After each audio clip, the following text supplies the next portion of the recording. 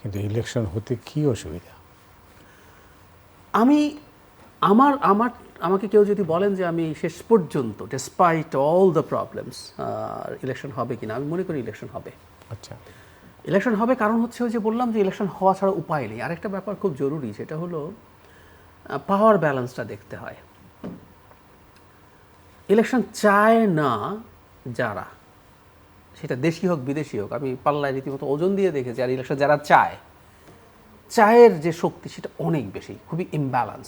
চাওয়ার পক্ষে অনেক বেশি ব্যক্তি, প্রতিষ্ঠান, সংগঠন, তো সব যদি একত্র হয়ে যায় সেটাই হলো মূল জায়গা আমার কাছে মনে হয়। সে কারণেই ইলেকশন শেষ পর্যন্ত হবে। হ্যাঁ, ইলেকশনের জার্নিটা স্মুথ হবে না, ওই যে বললাম চেষ্টা থাকবেই। এখানে দেশি বিদেশি খেলোয়াড়রা এখানে ঢুকে পড়েছে।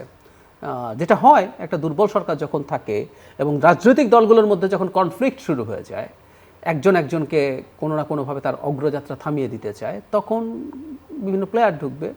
তো সব কিছুর কারণেই একটা সময় পর্যন্ত বা নির্বাচন পর্যন্ত আমি মোটামুটি নিশ্চিত যে আরও বেশ কিছু কেওটিক ঘটনা ঘটবে, কিন্তু নির্বাচনটা মোটা দাগে ভালোই হবে। কিন্তু ওই যে সহিংসতা, সংঘাত, এগুলো নির্বাচনের দিনও হতে পারে।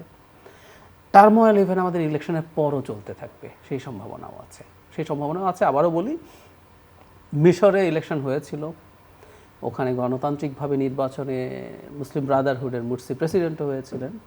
তারপর কিন্তু আবার এই সংঘাত শুরু হয়ে গেল, যেটা সিসিকে ক্ষমতা গ্রহণ করতে একরকম প্ররোচিত করলো এবং গ্রাউন্ড তৈরি করে দিল। মানুষ বিরক্ত হয়ে গিয়েছিল ওদের এই ইসলামিস্ট আর লেফটিস্টদের ফাইটে। Same thing happen in Tunisia. ওখানেও ইলেকশন হলো 11 সালে, নতুন কনস্টিটিউশন, আমরা তো চেয়েছিলাম, তারা নতুন কনস্টিটিউশন লিখে ফেলে টেলে ইলেকশন করে এই খুনোখুনি দিয়ে আনস্টেবল, যে কারণে তারা এই কি বোঝায়, এই নতুন সংবিধানের জন্য তারা নোবেল প্রাইজও পেয়েছিল। আলোচনাটার জন্য ওদের আলোচনা ভেঙে গিয়েছিল, ওদের ডায়ালগ কোয়ার্ট্রেট একটা হয়েছিল, তারা এই বিবাদমান পক্ষকে আলোচনা করে নতুন সংবিধান তৈরির ক্ষেত্রে হেল্প করেছিল। হলো কি, এরপর যখন সমস্যা হতে থাকলো, তখন ওদের একজন প্রেসিডেন্ট আসেন কায়েস সাইদ 19 সালে। উনি এখন মানে বেনালি ছিল, যাকে তাড়িয়েছিল, কায়েস সাইদ কিন্তু হাফ বা 3/4 বেনালি হয়ে গেছে। মানুষ খুব অপছন্দ করছে তা না, কারণ রাজনৈতিক দলগুলো যা করেছিল মানুষ বিরক্ত হয়েছে। তো এই প্রবাবিলিটি আমাদের ইলেকশনের পরও আসলে থাকতে পারে। দিনের শেষে দেশকে গণতান্ত্রিকভাবে প্রতিষ্ঠিত করতে চায় প্রত্যেকটা গুরুত্বপূর্ণ রাজনৈতিক দল যদি এটা মেনে না নেয়, আমাদের সামনে খুব খারাপ পরিস্থিতি আছে, স্যাক্রিফাইস করতে হবে। এক্স্যাক্টলি।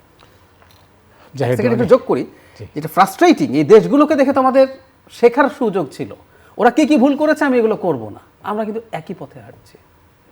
এটাই দুর্ভাগ্য।